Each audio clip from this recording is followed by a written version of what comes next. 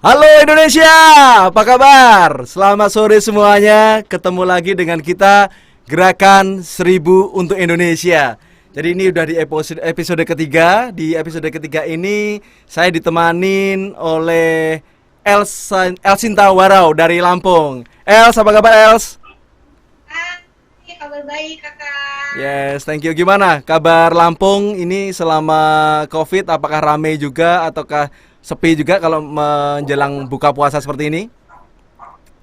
Sepi kak, karena adanya COVID ini jadi Lampung biasanya itu rame ketika pada saat mau berbuka tuh banyak yang Mm-mm. nyore ngabuburit segala macam. Mm-mm. Sekarang tuh lagi sepi banget gitu ceritanya. Kalau Oke di oke. sana gimana kak? Rame nggak kak? Ya sama sih kalau sesiangan gitu masih relatif sepi. Kalau menjelang buka puasa ya agak sedikit ada pergerakan lah untuk orang ngabuburit gitu ya. Beli untuk kebutuhan buka puasa. Oh ya Els, pada hari ini episode ketiga ini kita mengambil tema garda terdepan untuk penanganan COVID-19. Jadi di situ ada nanti ada dokter, kemudian ada nurse juga, kemudian ada COVID-19 survivor juga gitu ya. Dan ini selalu kita kolaborasi nih, scientist and musician gitu ya. Nanti juga ada musik, kemudian ada bikers bahkan gitu ya. Dan untuk kali ini di episode yang ketiga, sesi yang pertama ini, Els kita akan ngobrol bareng nih dengan orang-orang yang keren banget nih. Yang pertama ada Mbak Tia Subiakto di Jakarta. Halo Mbak Tia.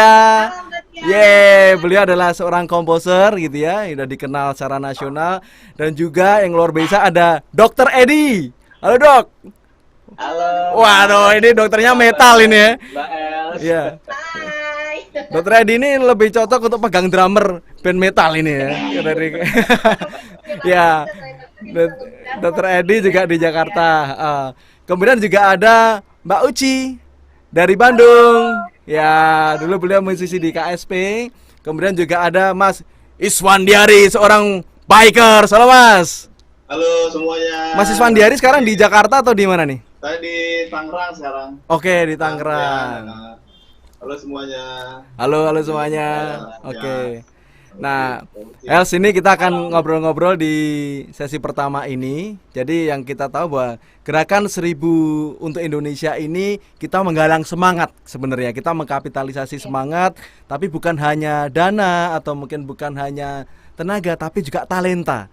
Jadi kita juga bisa mendonasikan talenta kita. Nah ini ada talenta bermusik, cuman ada talenta menulis gitu ya, filmmaker dan lain sebagainya. Yang ujung-ujungnya adalah bagaimana kita memberikan inspirasi untuk bangsa ini menghadapi COVID-19. Dan yang luar biasa ada sebuah gerakan yang bernama 1000 Harapan untuk Indonesia atau 1000 Hope. Nah, kita akan ngobrol lebih banyak juga nanti tentang itu. Tetapi kita mau umumin nih Els. Jadi khusus untuk episode 3 ini ada yang menarik nih. Kita nanti akan ada giveaway. Hadiahnya adalah kaos. Kayak ini kelihatan Pak ini. Kaos Nah, ini kaos 1000 ini gerakan 1000 untuk untuk Indonesia seperti yang aku Indonesia. pakai. Yeay. Dan satunya lagi adalah masker. Masker. Oh, maskernya keren nih. Wow, desainnya Nah, cantik banget itu ya kak. yes. Keren, keren, Syaratnya apa keren. Els? Jadi kita mesti nanti subscribe, kemudian kita juga like dan juga kita Like, komen. komen, Nah, nanti dari komen-komen yang komennya masuk, menarik betul. Nanti dari tim akan kreatif akan mendapatkan. memilih tuh. Akan memilih Oke. yang keren ada dua tuh. Satu ini, Dua orang satu. pemenang ya kak. Yes, ada dua pemenang. Nanti di akhir acara akan kita umumin. Gitu. Baik. Nah, kita mau balik nih. Tadi aku udah bicara tentang 1000 harapan. Memang sekarang bukan waktunya lagi untuk menyerah atau untuk merasa kalah, sedih. Kita harus punya harapan. Nah, ini di gerakan 1000 untuk Indonesia juga ada 1000 harapan. Nah, dan ini penggeraknya ada kita di sini, tamu-tamu kita ini Mbak Tia Subiakto. Mbak boleh diceritain nih, 1000 hope atau 1000 harapan untuk Indonesia ini berbicara tentang apa dan bagaimana sih cerita awalnya? Monggo.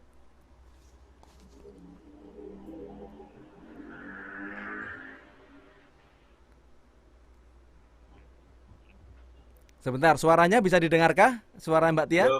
Belum bisa. Belum bisa Belum didengar. bisa. Oke. Ini gitu ya, Pak. Ya. Ya. Loh, bisa dengar? Yes, udah Nah, kedengeran. sip, sip. Berarti emang ininya. Jadi Ya. saya di sini berbicara mewakili Mas Agin Syahriar yang juga penggagas dari gerakan ini dan juga Mas Dade dan juga Mas Hilman selaku editor dan juga ya ada Dr. Edi di sini.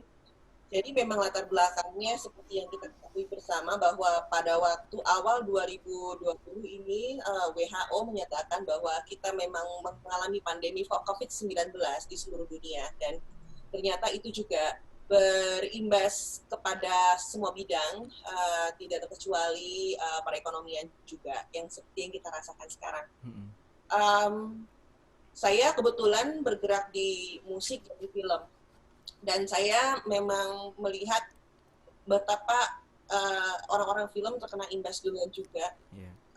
Jadi benar-benar terkena imbas yang syuting sampai diberhentiin, terus tiba-tiba memang proyek ada beberapa yang tertunda. Ya kalau dari Pose sendiri, kebetulan saya penata musik film gitu, memang pekerjaannya adalah proyek-proyek yang tersisa. Jadi bukan proyek baru yang nunggu syuting itu, karena syuting udah tidak bisa lagi dan terutama semenjak PSBB diberlakukan. Kemudian untuk di musik sendiri, saya juga mendengar teman-teman bersuara gitu dengan memang job atau project yang mereka lakukan untuk live performance, even bukan cuma musisi sih, kayak event organizer. Kebetulan adik-adik saya juga punya event, semuanya batal gitu karena ya keadaan seperti ini.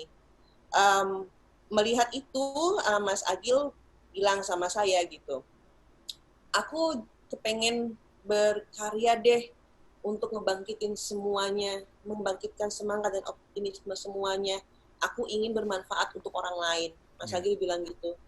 Saya sebagai istri mengakomodir aja dan dilalah alhamdulillah. Dilalah alhamdulillah. Dilalah alhamdulillah. Dilalah alhamdulillah. Dr. Edi yang tiba-tiba Dr. Edi juga menyatakan concern atas teman-temannya yang gugur satu-satu gitu. Dan Dr. Edi merasa bahwa dia memang ya nanti diceritakan sama Dr. Edi, dia akhirnya membuat lirik ini mengungkapkan perasaannya. Kemudian ya itu semuanya jalan Allah ya. Kita bertiga akhirnya ketemu dan kemudian menjadi berempat dan menjadi berlima. Dan kita membuat akhirnya setelah digodok dan digodok, kita akhirnya mengeluarkan lagu judulnya Panggilan untuk Indonesia. Which is sebenarnya kita memang tidak punya berupa materi untuk untuk mengcover apa-apa production segala macam. Kita benar-benar kerja berdasarkan hati saja, berdasarkan keikhlasan, dan akhirnya kita membuka peluang dan kesempatan kepada teman-teman untuk bisa berdonasi talenta. Kalau yang mau nyanyi, Hayu nyanyi, yang tiba-tiba aku mau ngisi bassnya, ya udah Hayu sini. Aku mau ngisi drum ya, tapi di rumah aja, ya udah sini gitu. Mbak ada butuh penari latar nggak, Mbak? Ya Hayu. Apa tahu? Ya. Salah satunya juga Mbak Uci, yang Mbak Uci sudah, makasih banget loh Mbak, udah berdonasi talenta untuk Panggilan untuk Indonesia ini. Kami semua senang sekali dan kami sangat terharu sekali bahwa begitu dikumpulin ternyata saya baru sadar bahwa ini ada 150 track vokal. Wah.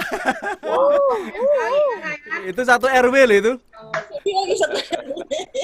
Karena nggak cuman para artis-artis seniman yang berkolaborasi yang mendonasi, tapi juga ada dari tim medis juga, ada dari presenter juga, ada juga motivator, ada juga pemain film juga ada, filmmaker juga ada, insan film juga. Jadi semuanya bergabung gitu dan, luar biasa. dan sampai semalam ada 2 orang keyboardist. Kebetulan memang saya join grup keyboardist untuk bangsa Indonesia. Mereka mau berdonasi, itu udah alhamdulillah banget buat kita. Dan even mixing dan mastering itu juga donasi. Jadi sampai kita menerima 2 sound engineer untuk mixing dan mastering. Saking memang banyak banget sih Mas. Sumpah.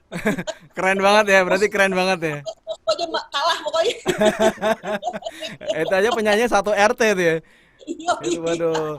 Nah ini yang menariknya tadi kalau aku dengar Mbak Tia sampaikan bahwa yang nulis liriknya itu dokter ya. Iya. Beliau Dokter Edi ini ya. Ya, Wah, ini tersangkanya ternyata di sini. Dokter Edi, kalau boleh tahu, Siap. Dokter Edi kok sempat-sempatnya? Dokter Edi kan juga ada spesialis syaraf, kemudian kuliah ambil hukum ya, setahu saya. Beliau udah magister Siap. hukum, kemudian bisa sempat-sempatnya nulis, kemudian kok bisa Menciptakan ketemu lagu. Mbak Tia, kemudian bisa bener-bener ini. Aku pikir sih ini bukan sesuatu yang kebetulan juga sih. Pasti ada yang di Betul, atas juga betul. menemukan. Gitu. Tetapi bagaimana bisa ketemunya sampai itu? Nah, sebelum dijawab, aku mau ingetin lagi nih untuk teman-teman. Kalau tadi Mbak Tia juga menyampaikan masalah donasi talenta. Nah, donasi talenta, Anda bisa memberikan donasi. Ada yang bisa nulis musik, kemudian ada yang bikin film, bikin filmnya, lirik-lirik gitu ya. Kemudian ada juga ingin mendonasikan berupa uang gitu ya, atau donasi dana, bisa nanti melalui rekeningnya Gerakan 1000 untuk Indonesia, dan juga ada barcode nanti akan ditampilkan, nanti tinggal diklik gitu ya, di scan barcode-nya itu masuk dari dana. Oke, nah bagaimana Dokter Edi jawabannya tadi? Siap. Makasih Mas Ilyas. Ya, Assalamualaikum warahmatullahi wabarakatuh. Waalaikumsalam Mungkin warahmatullahi sebelum wabarakatuh. menjawab, kita sama-sama berdoa dulu untuk pahlawan-pahlawan kita yang Oh sudah ya, gugur ya karena menghadapi COVID ini ya, emang tidak mudah. Tapi kita berharap mereka diterima di sisi Allah Subhanahu wa amin, taala, Tuhan yang amin, Maha Kuasa. Amin. amin. Amin. Ya, kalau bercerita tentang sejarah lirik ini, sebenarnya itu pengalaman pribadi saya sebenarnya Mas Ilyas. Iya. Jadi Oh, pada fase awal Maret di mana dinyatakan Indonesia sudah ada positif corona, kebetulan saya selain tenaga medis bekerja di rumah sakit, saya juga pengajar di salah satu universitas fakultas kedokteran di Jakarta. oke. Itu ada rekan sejawat saya yang meninggal karena Hmm, COVID-19, seorang dokter gigi. oke. Kemudian juga ada adik kelas saya yang sama spesialis saraf juga yang meninggal. Nah, masalahnya adalah saya sempat kontak erat dengan almarhum ini. Oh, Sehingga pada fase itu saya mengambil keputusan mengisolasi diri di rumah pengungsian. Dalam arti saya nggak kembali ke rumah karena di rumah orang tua saya itu ada yang usianya 60 tahun lebih, kemudian nanti oh, ada anak-anak.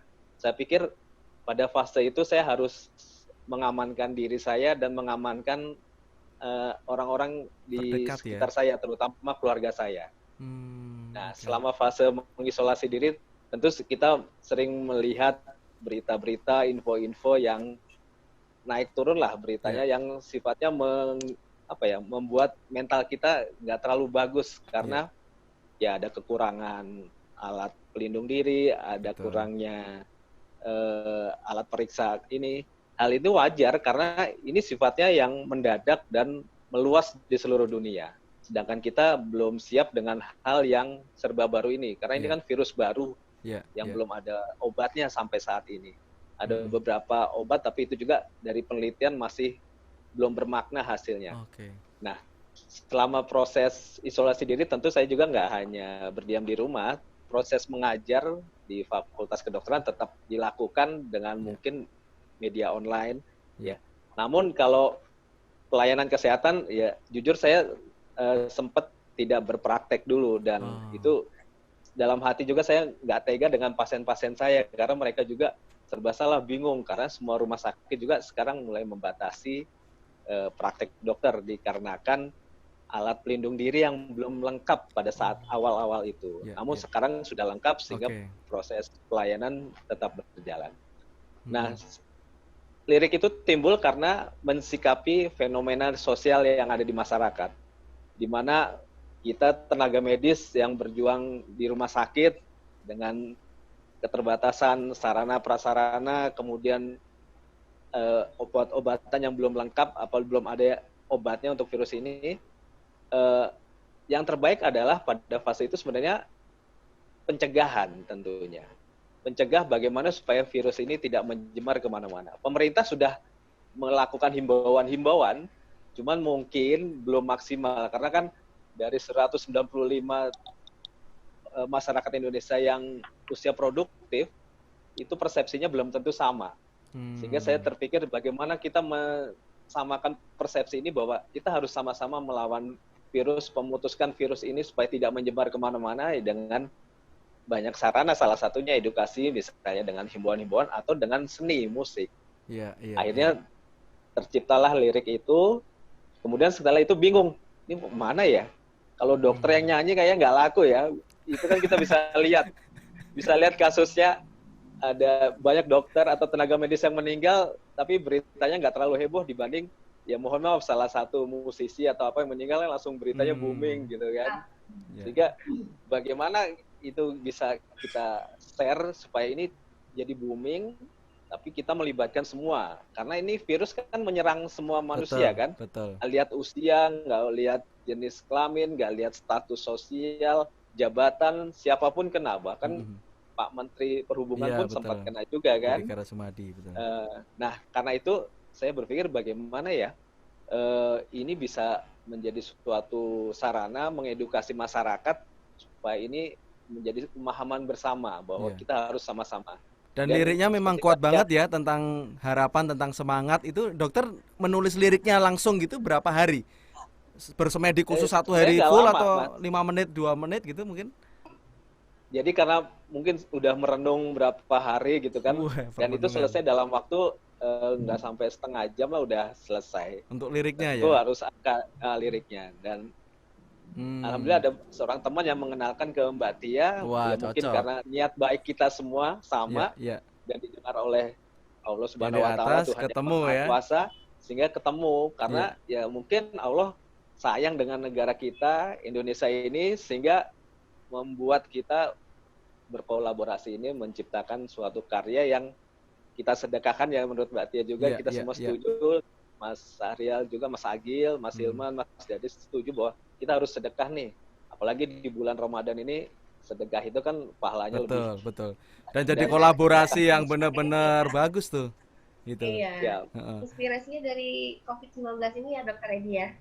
ya Mbak Els. Inspirasi lagunya. Dan juga dari teman-temannya yang kebetulan juga gugur gitu ya. Ya. Itu pasti dalam banget tuh. Nah, ini mengenai kolaborasi ini tadi Mbak Tia sudah membuka bahwa kita bisa sedekah talenta gitu ya.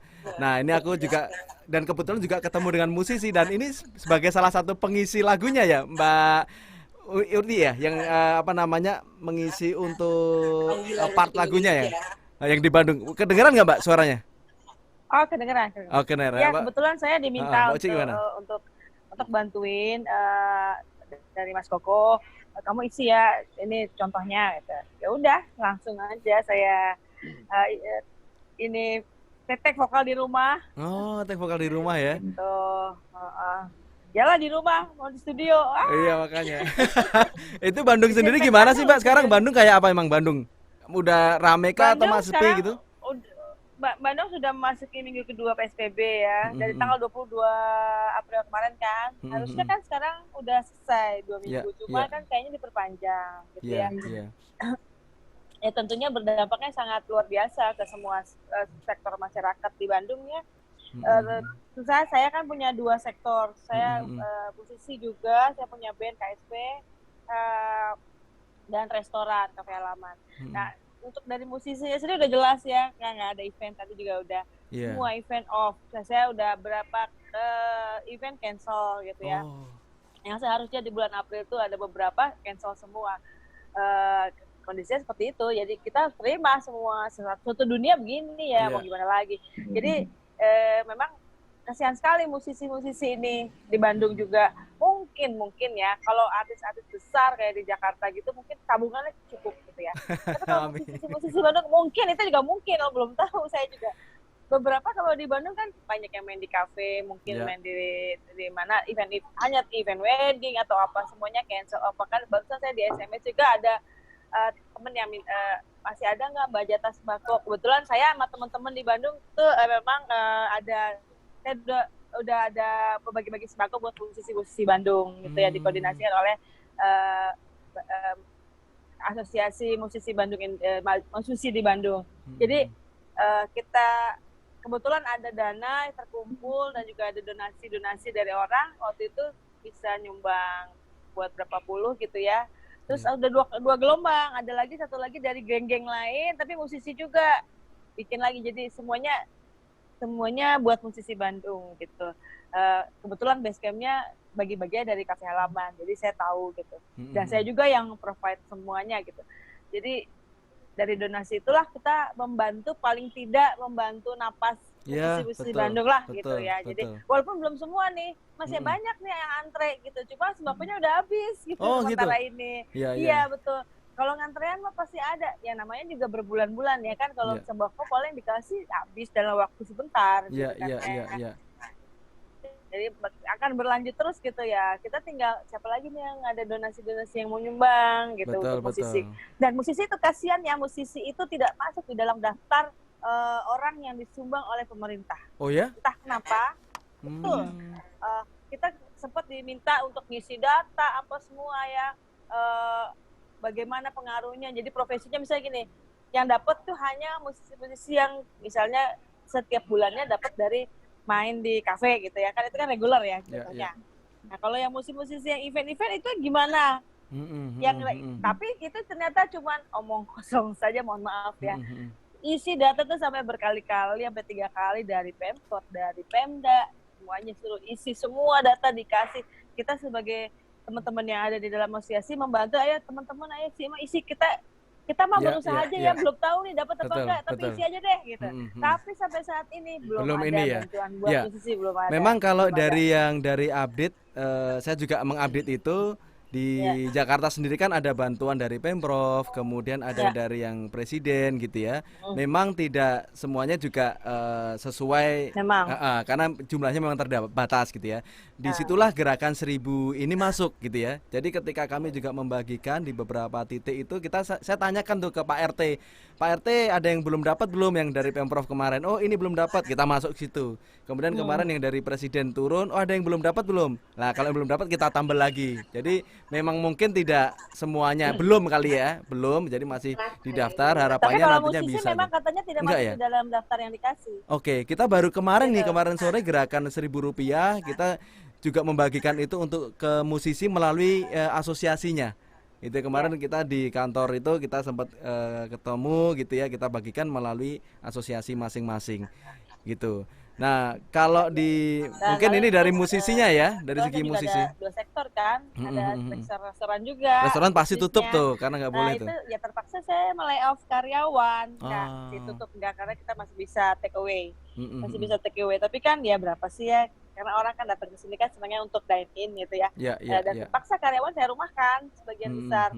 Tinggal berapa orang aja itu dapur lah gitu ya. Itu aja sih dampaknya. Mereka juga aduh kasihan banget tapi gimana, kita juga nggak sanggup kalau misalnya terusin gitu ya. Betul. Nah, kalau itu tadi dari kalangan musisi di Bandung, mungkin dari Mas Isfandiari nih.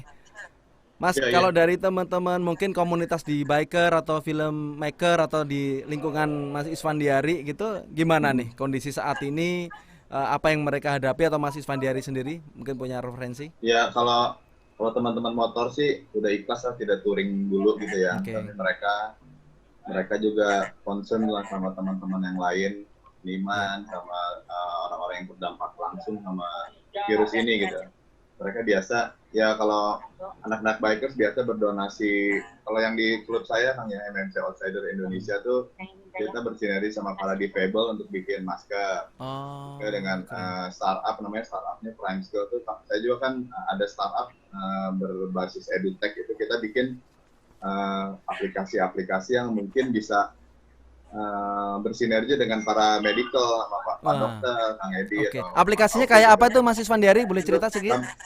Jadi gini, kemarin kami itu bikin aplikasi virtual reality untuk tutorial. Awalnya kemarin itu tentang ini kan, tentang dakwah virtual untuk para dai-dai di PBNU awalnya. Dai-dai itu melakukan aktivitas virtual reality dengan masa yang jadi ribuan ya. Biasanya kan pendakwah muda paling umatnya paling ada 10, ada 20 gitu kan. Kita bikin virtual reality di Istighosah Kubro di PBNU sehingga pendakwah muda itu bisa berdakwah dengan ribuan umat gitu untuk latihan mental dan segala. Nah, karena di zaman COVID ini kita pengen berkolaborasi dengan tim-tim medical. Kami ingin sih sebenarnya mungkin Dr. Edi atau Dr. Taufik bisa menjadi subjek virtual reality kita untuk mengajarkan kepada para relawan bagaimana menghadapi pasien atau menghadapi tetangga yang kena itu seperti apa menjadi tutorial di dalam dunia virtual gitu. Karena kan saya anggap kan mungkin lebih aman ya, karena kan tidak langsung ketemu langsung tidak gitu. Jadi mungkin skenario-nya mungkin yang ingin bayangan saya sih perlu input dari para teman-teman medical gitu, bahwa ada dokter yang masuk ke dunia virtual, ditonton di PC sama teman-teman relawan bagaimana menangani misalnya jenazah COVID kah, atau misalnya bagaimana cara kita mengirim tetangga kita dari rumah ke ini seperti apa gitu kan. Tapi dengan cara virtual. Nah ini kita ingin banyak ngobrol sih sebenarnya. Dengan pertemuan ini tuh alhamdulillah bagi saya pribadi tuh ini menjadi jembatan sih. Saya kemarin agak bingung karena tidak banyak berkolaborasi dengan teman-teman medical gitu kan. Saat ada event ini, ada momen ini, jadi saya jadi bisa ketemu sama Dr. Edi dengan apalagi sekarang dokternya rock and roll ini Mas Isfandiari. Kalau musisi lagi dokternya rock and roll ini. Pokoknya nanti habis ini bisa disambung tuh. Karena pasti nggak ada yang kebetulan itu ya, nggak ada yang kebetulan. Karena kemarin saya juga mikir-mikir tuh, ini saya pengen banget bikin aplikasi virtual reality di startup saya tuh tentang ikut sertalah di pandemi ini berdasarkan emang yang kita bisa gitu. Kita kan akan bikin aplikasi virtual reality, augmented reality, ada 3D printer gitu ya. Untuk kebanyakan sih tutorial sama free trial sih. Akan PT semua, jadi mereka bisa, karena kan dunia virtual itu kan sebenarnya mungkin di zaman kita mungkin 1 tahun ke depan, 2 tahun, 5 tahun ke depan udah benar-benar diperlukan banget gitu.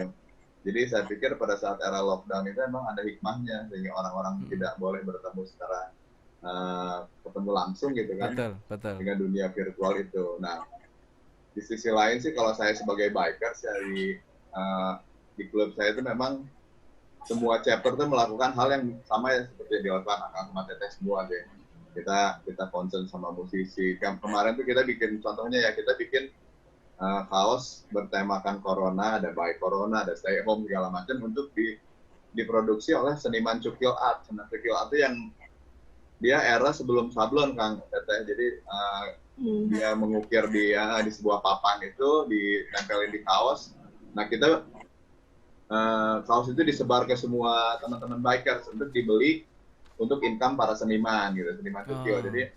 Jadi itu donasinya berbentuk membeli produk-produk karya mereka, sehingga mereka kan berputar terus tuh karya-karyanya gitu. Nah itu semua juga diikhtiarkan sama teman-teman bikers. Yang kemarin yang sedang dijajakin sih sebenarnya bekerja sama dengan teman-teman di Pebble untuk bikin masker. Kita lagi sampling, lagi bikin di beberapa di Lasem. Ada teman saya tuh, sahabat saya tuh, Nyai Aci itu ketua rakyat di Lasem. Beliau yang mengkoordinasi para difabel di sana untuk bikin barang-barang yang bisa dijual, untuk kita mereka gitu. Nah, kami startup, teman-teman bikers, mungkin teman-teman komunitas saya yang memang dekat-dekat, terutama di Les Bumi PBNU, di teman-teman Banser, di Ansor, juga sama-sama bareng-bareng gitu. Ya apa yang bisa kita kolaborasikan bersama ya itulah yang mungkin bisa kita lakukan. Sama main musik juga kayak Dr. Edi gitu. Wah, ketemu lagi dong musisi. Iya. Els, ada yang mau ditanyain nggak, Els? Aku mau tanya dong dengan Dr. Edi ini. Siap. Aku mau tanya nih, kira-kira apa sih tantangan terbesar buat Mas Edi untuk dokter dan perawat yang bekerja dengan maksimal dengan segala keterbatasan yang ada? Coba dulu Mas Edi. Ya, terima kasih Mbak Els. Tantangan yang terberat sebenarnya adalah mental kita nih ya. Mental kita dalam menghadapi pasien yang kita nggak tahu dia positif atau tidak. Kita mau ke rumah sakit aja mental kita udah, waduh gimana nih ya. Iya, karena sampai saat ini belum ada obatnya. Kemudian alat pelindung diri juga kan, walaupun selengkap apapun di Cina, tetap saja dokternya terkena juga. Sehingga itu yang kita usahakan supaya mental kita itu kuat. Karena kalau kita stres, kita cemas atau apa, imun kita kan turun. Nah, untuk itu gimana caranya mengelola mental kita supaya tetap sehat dengan tentu berpikir yang positif dan melakukan banyak pencegahan dengan ya cuci tangan, kita pakai masker, social distancing, physical distancing, oke, kemudian jaga jarak itu kan, termasuk distancing itu kan. Itu yang mungkin bisa kita siapkan atau kita perbuat untuk mencegah supaya diri kita tidak tertular atau menjadi sumber penularan bagi orang lain. Ini nggak hanya untuk medis saja, kita berusaha menularkan ke masyarakat juga, karena sebenarnya yang menjadi pahlawan itu sekarang adalah ya kita semua, bukan tenaga medis aja, semua. Dan semua sekarang menjadi tanda kutip dokter masing-masing.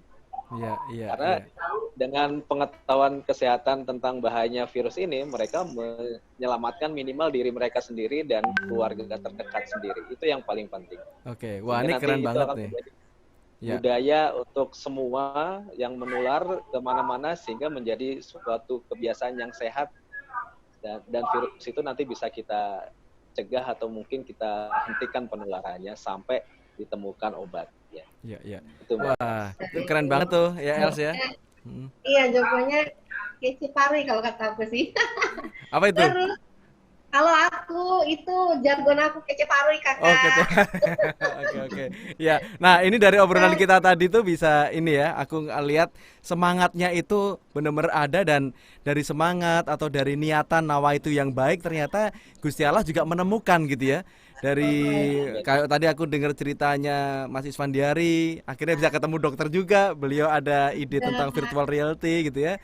Kemudian Mbak Tia bisa ketemu Dr. Edi juga ketika akan membuat sebuah karya seni, dan Dr. Edi menyediakan untuk liriknya, dan juga Mbak Uci juga bisa masuk untuk pengisi suaranya, dan ketemu bareng-bareng di sini. Nah, sebentar lagi kita akan break dulu 10 menit, dan ada teman-teman dari musisi juga ini untuk membagikan karyanya juga untuk menghibur kita gitu, untuk nanti kita berlanjut diskusi. Nanti kita akan ketemu lagi di diskusi barengan di segmen ketiga gitu ya. Nanti kita akan ngobrol diskusi, setelah segmen 2 kita akan ngumpul lagi. Nah, kepada teman-teman sebangsa setanah air seluruh Indonesia, jangan lupa untuk berdonasi, jangan lupa juga untuk like, subscribe, dan juga kasih komen, karena nanti akan ada giveaway yang keren-keren untuk kalian.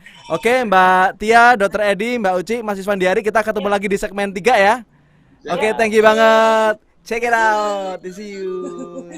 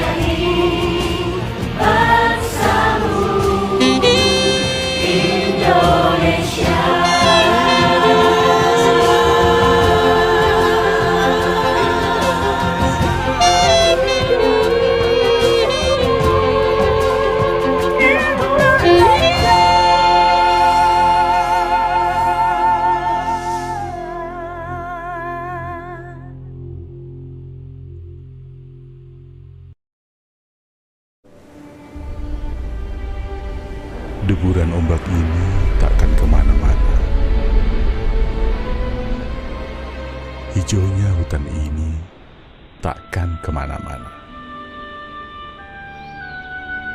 Tetesan embun ini takkan kemana-mana. Megahnya gunung ini takkan kemana-mana. Indahnya negeri ini takkan kemana-mana. Menanti dengan sabar selagi Ibu Pertiwi bernafas kembali, agar langit kembali biru, air kembali jernih, dan tanah kembali subur. Penantian yang sama juga tengah kita jalani. Penantian yang disertai harapan dan keyakinan bahwa semakin disiplin kita memisahkan diri, semakin cepat kita dapat bersatu kembali dan menikmati indahnya negeri ini.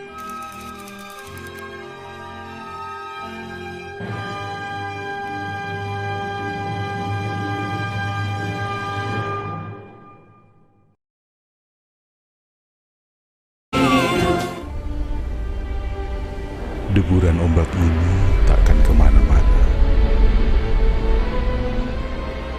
Hijaunya hutan ini takkan kemana-mana. Tetesan embun ini takkan kemana-mana. Megahnya gunung ini takkan kemana-mana. Indahnya negeri ini takkan kemana-mana. Menanti dengan sabar selagi Ibu Pertiwi bernafas kembali, agar langit kembali biru, air kembali jernih, dan tanah kembali subur. Penantian yang sama juga tengah kita jalani. Penantian yang disertai harapan dan keyakinan bahwa semakin disiplin kita memisahkan diri, semakin cepat kita dapat bersatu kembali dan menikmati indahnya negeri ini.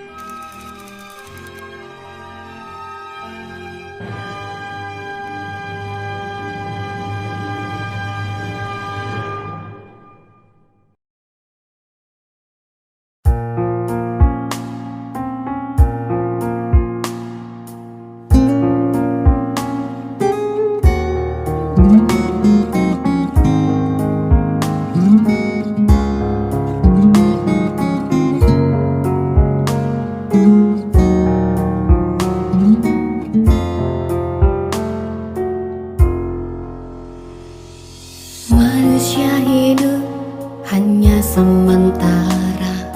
Bila tak sholat, apa gunanya? Walau hidup 1000 tahun, tak ada artinya. Hamba bersimpuh setiap waktu, berharap Allah semakin sayang. Siang, malam dan subuh, hati pun kan tenang. Aku bersujud padamu ya Allah, aku berlindung padamu ya Allah, aku menyebut namamu ya Allah, ya Allah. Bersyukur padamu ya Allah, aku memohon padamu ya Allah, aku berdoa padamu ya Allah, ya Allah.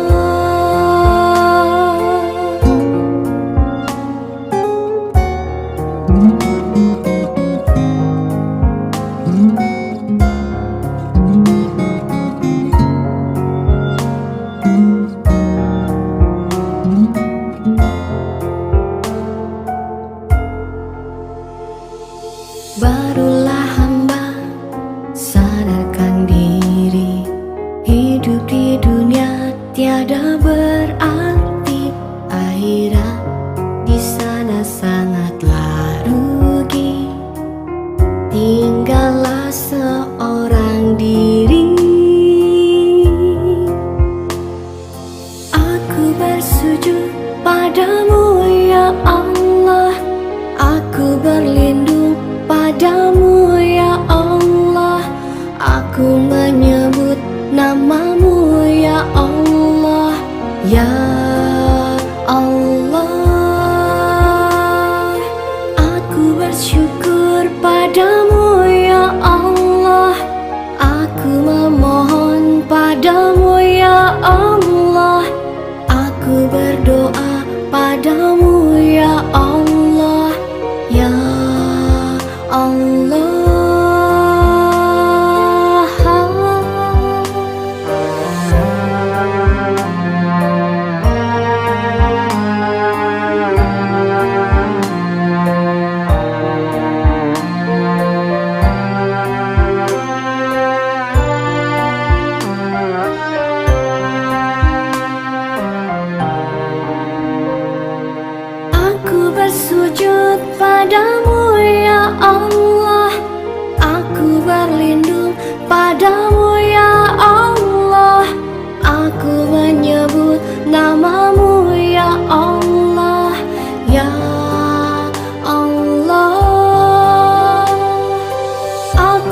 bersyukur padamu ya Allah. Aku memohon padamu ya Allah. Aku berdoa padamu ya Allah. Ya Allah. Allahu Akbar. Allahu Akbar. Tiada Tuhan selain Allah. Allahu Akbar. Allahu Akbar. Tiada Tuhan selain Allah.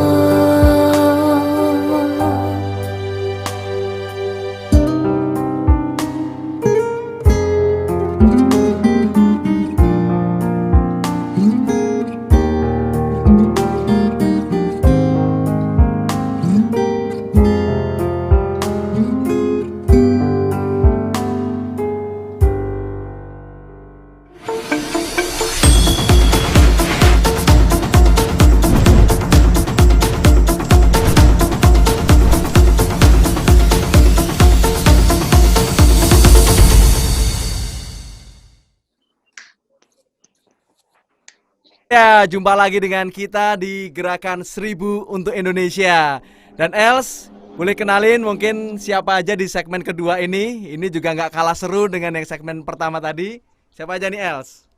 Ya, di sini ada Kak Cynthia Jaya. Hai Kak Cynthia. Halo. Halo semuanya. Ya, Cynthia di Singapura ini ya?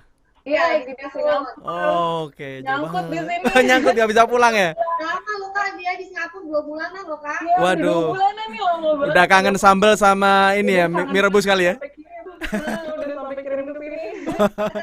Dia mau tanya sebentar, Kak. Dia kalau makanan Indonesia yang paling dikangenin apa sih? Nah, nasi padang. Nasi Padang. Ya, kan? Rendang, aduh, emping sama gulai. Waduh. Tahan dulu, kita ngabuburit nih, bentar lagi buka nih ya. Oh iya, Gak apa-apa. Jadi apa namanya, Cynthia ini posisi di Singapura. Beliau adalah COVID-19 survivor ya. Dan sekarang sudah sembuh ya. Wah, ya alhamdulillah, puji Tuhan. Dan kita juga ada Bro Christian Momongan, beliau nurse gitu ya. Nanti kita akan banyak tanya nih beliau gimana. Halo Christian. Ya. Kemudian juga ada dokter di sini, ada Dokter Taufik. Selamat sore Dokter Taufik. Selamat sore semua. Ya, beliau adalah dokter spesialis bedah. Salam sehat selalu, Indonesia sehat. Spesialis bedah. Ya, beliau spesialis bedah. Dan juga ada Bro Sata, beliau adalah musisi juga dari Indonesia. Oke, Els boleh silakan, ada mau nanya ke siapa? Aku mau tanya. Halo, cek. Ya, masuk. Tes. Aku mau tanya Kak Cynthia dong. Iya, halo. Kak Cynthia, aku mau tanya, pertama kali Kak Cynthia merasakan gejala corona COVID-19 itu apa sih Kak? Gejala awalnya Kak? Kok bisa sampai terkena paparan virus? Hari pertama tuh aku ngerasain tuh kayak kurang minum gitu ya. Tapi emang akunya kurang minum hari itu. Jadi kayak nggak tahu apa-apa, besoknya malamnya itu juga kayak demamnya itu lumayan tinggi, udah kayak sampai 39 derajat gitu loh. Sampai ya kayak udah tinggi banget, terus kayak rasanya nyeri banget, badannya nyeri banget gitu. Terus padahal nggak batuk kan, nggak sesak nafas, jadi aku pikir ya cuman flu aja gara-gara kurang minum gitu. In denial lah ceritanya, kayak apaan sih COVID-19 gitu. Ya itu, tapi kita udah pinter banget. Papaku kan lumayan parno gitu lah orangnya, jadi dia karantina aku di kamarku, sampai ada tulisan ditempel gitu, zona karantina. Wah, gitu. Keren. Terus ditaruh masker di depan kamar, makanan cuman harus dibawa sama orang, ditinggalin di depan pintu, aku yang ngambil, udah gitulah prosesnya. Rasa sendiri seperti itu. Padahal cuma demam aja, terus batuknya itu mulainya baru habis demamnya sembuh gitu. Bantunya aku ini juga kenal loh sama papahnya Cynthia ini, dan baru tahu kemarin tuh. Makanya Kok mirip oh gitu. ya kok mirip gitu. Ya dan aku beberapa kali juga sempat main tuh ke tempatnya Cynthia tuh, Iya, di rumah tapi Cynthia. Iya, makanya siapa itu dan memang papanya begitu sangat perhatian dan begitu alert ya, berhati-hati gitu. Sampai akhirnya juga sekarang juga bisa sembuh gitu. Nah, awal diketahui itu kemudian akhirnya mengkarantina itu apa sih yang Cynthia rasain? Apakah drop ataukah takut atau apa tuh? Ya staying in denial itu constant banget sih. Walaupun sudah hasilnya positif ya, itu sudah swab test kan, bukan rapid kan, bukan hanya rapid kan? Bukan rapid, itu swab test soalnya udah kelihatan agak ada di darah dikit kan di dahak. Jadi itu udah kayak udah ada lungs issues gitu. Jadi kayak swab test dapat ronsen itu chest tapi all good, nggak ada percikan atau apa gitu. Jadi aku diizinin pulang. Tapi swab testnya resultnya besoknya bilang positif. Nah, jadi, pas kamu nerima itu positif, apa yang kamu rasain gitu? Langsung drop kah atau apa? masih nggak ngerti sih. Sampai rumah sakit jadi kayak nggak mungkin lah, ini salah nih, sampai denial ya. Kan iya papa mama kayak enggak lah, itu pengen dokternya salah. Terus sampai di sana ketemu dokter langsung tanya, dok ini berapa persen sih false positif gitu. Terus dia bilang very slim, cuma 0.01% itu kamu salah tes. Kayak ya udah oke. And then kamu langsung masuk ke karantina di rumah sakit juga? Langsung dijemput habis swab test positif itu, mereka langsung jemput pakai ambulans gitu. Oke, baik, nanti bagiannya dokter Christian tuh kalau yang di ambulans itu ya. Kemudian kalau Cynthia sendiri, kalau pas perawatannya treatment apa aja sih yang dilakuin ketika kamu di itu rumah sakit? Soalnya aku di mild case, kayak nggak sampai butuh ventilator gitu untungnya. Cuman mereka itu treat symptoms tuh, jadi waktu itu aku lumayan batuk-batuk, terus kalau rasanya kayak ada yang duduk juga di my chest gitu. Sesak nafas juga kah? Sesak nafas nggak kayak gimana ya, nggak kayak, cuman rasanya tuh kayak kita inhale nggak penuh gitu lah dadanya, kayak ada yang mentok gitu. Cuman itu cuman sehari 2 hari aja, terus mereka cuman kasih obat batuk biasa gitu, obat batuk, Panadol kalau ada pusing, kalau ada demam gitu. Terus mereka selalu watch my breathing sounds, take my blood pressure, take my oxygen intake, monitor gitu terus sampai negatif.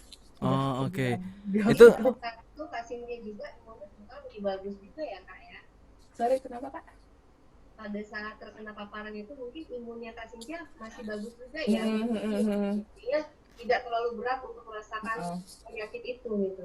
Nah, ini ada yang menarik ini, Els. Jadi Cynthia ini keren ya, dia millennials gitu ya, dan memang sudah terpapar gitu. Dan dia juga karena millennials itu dia gadgetnya main terus tuh, gitu ya. Dia sempat shoot tuh beberapa gambar yang papahnya juga ada di sana. Kita lihat deh, ya teman-teman ya, kita mau tayangin nih di YouTube live-nya nih. Nah, check it out, kita coba lihat nih.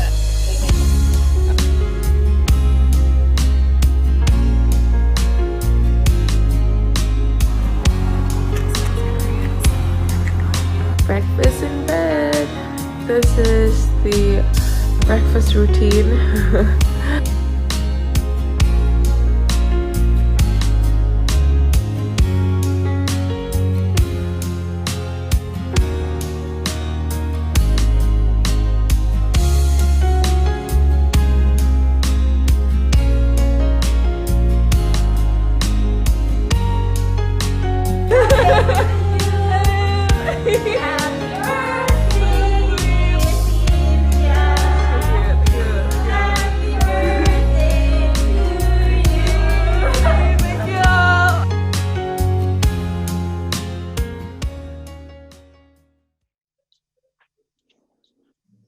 Lah aku ini orang awam gitu ya. Mungkin semua orang juga merasakan yang sama. Aku nggak kebayang juga. Waduh, kalau positif pasti akan drop banget. Kemudian berasanya pasti ngeri banget tuh.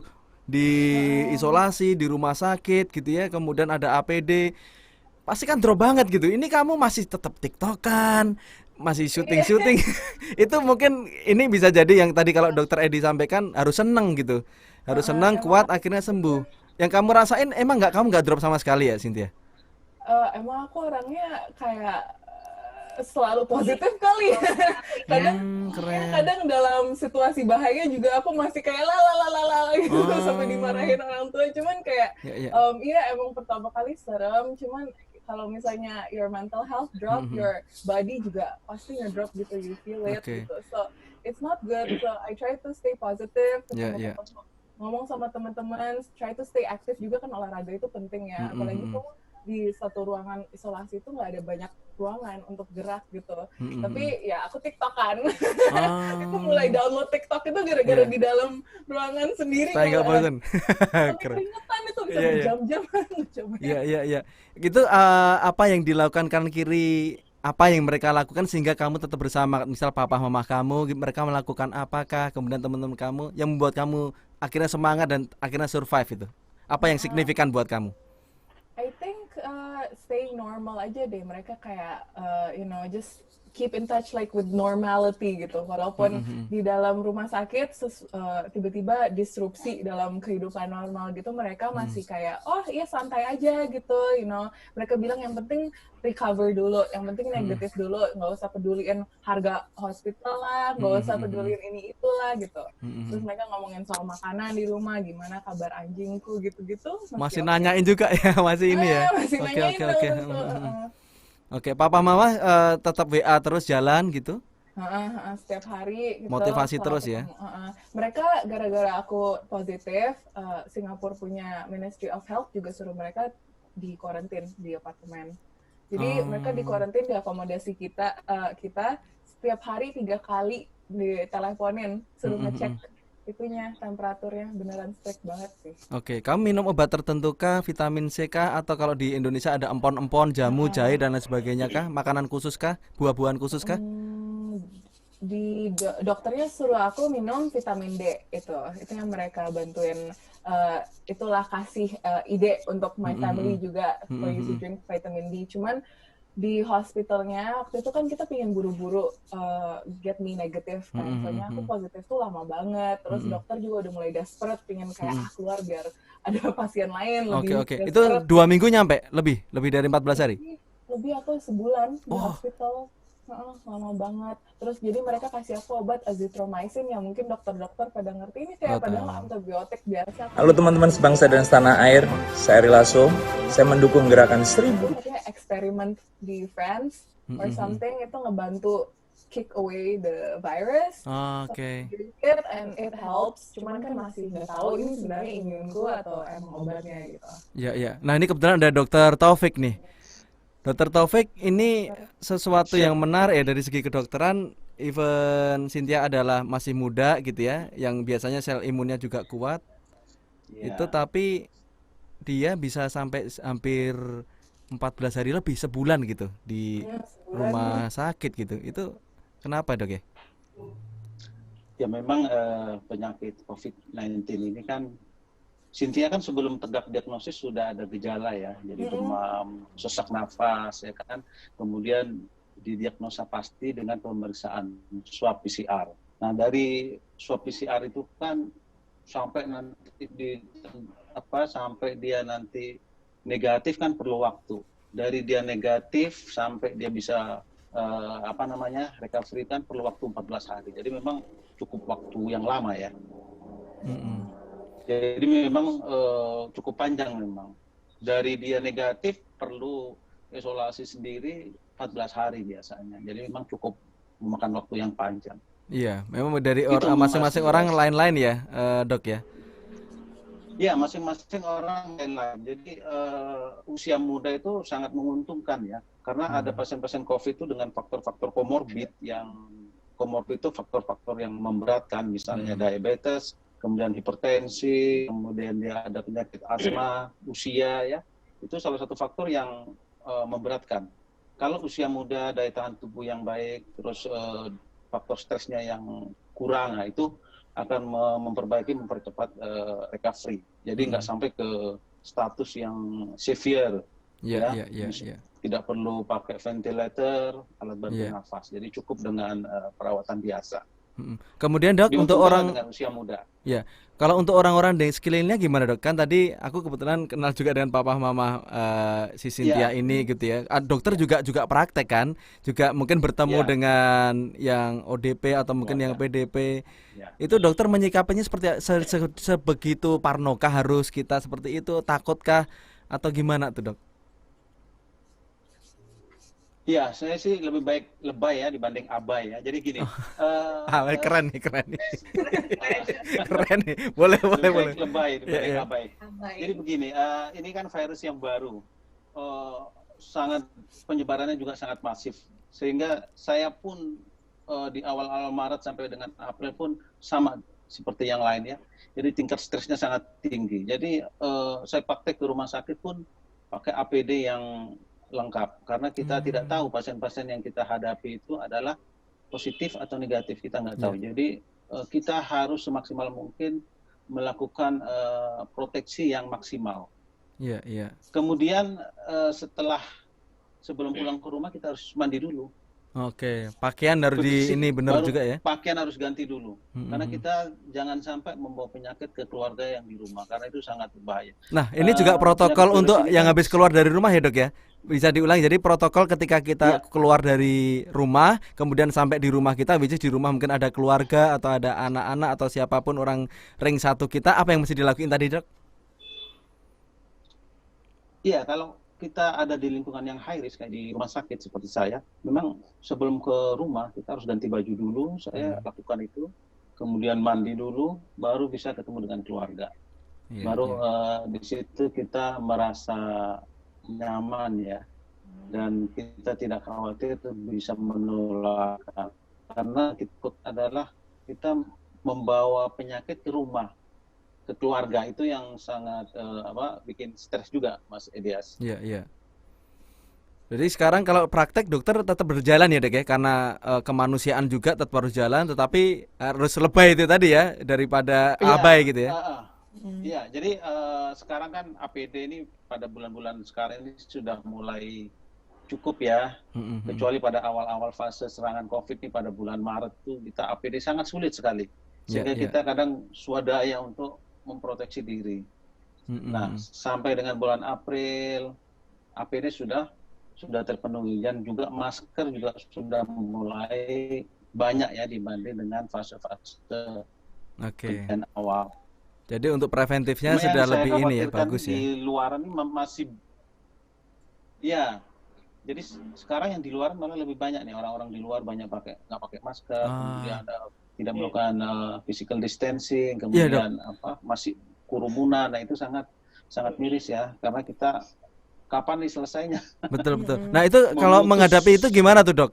Aku sendiri juga lihat nih menjelang buka puasa, mungkin yang di daerah dokter gitu pasti teman-teman lain tadi juga sempat ngobrol, iya nih kalau menjelang gini mulai rame ya, mungkin karena cari buka puasa gitu ya. Tetapi sebenarnya oke deh kalau misalnya harus keluar, apa sih yang harus kita perhatikan dok? Ya, untuk semua masyarakat ya, sebaiknya keluar rumah selalu pakai masker. Jadi kita tidak tahu orang yang kita temui itu adalah carrier ya. Jadi dia positif atau enggak ya. Jadi baik yang sehat maupun yang sakit harus pakai masker. Yang kedua, hindari kerumunan. Sebisa mungkin jangan keluar rumah ya. Karena kalau tidak ada urusan penting jangan keluar rumah. Karena kalau tidak, ini akan siklus penularan akan terus terjadi ya. Yang diharapkan nanti grafiknya bukannya flat ataupun turun, grafiknya akan naik nih Mas. Iya. Sedangkan sekarang kasusnya udah hampir 13.000 ya. Nah, iya 13.000, yang sembuh kira-kira 2.500-an. Nah, kalau tidak ada kesadaran dari masyarakat untuk melakukan physical distancing, pakai masker selalu, kalaupun dia terpaksa harus keluar rumah, ini mata rantai tidak akan terputus. Jadi teman-teman yang melihat ini tadi dari Dr. Taufik confirm tetap kalau sebisa mungkin tetap di rumah. Kalaupun harus keluar, perhatikan protokol kesehatan, pakai masker harus gitu ya. Semua harus pakai masker, physical distancing sebisa mungkin harus ada physical distancing. Ketika pulang pun cuci baju, kemudian mandi dulu baru bisa ketemu keluarga, kira-kira gitu ya dok ya. Iya, betul, ya. Apalagi kalau dokter Taufik ini kan di bedah ya, dokter bedah.